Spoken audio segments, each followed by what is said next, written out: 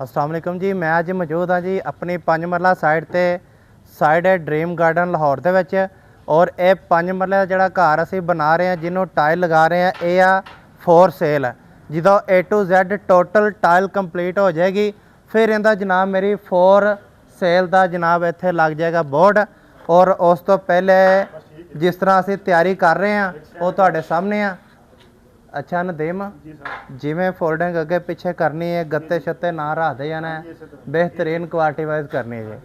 और इत्थे सामने असी टाइल लगा रहे हैं जनाब ब्लैक टाइल, ठीक है।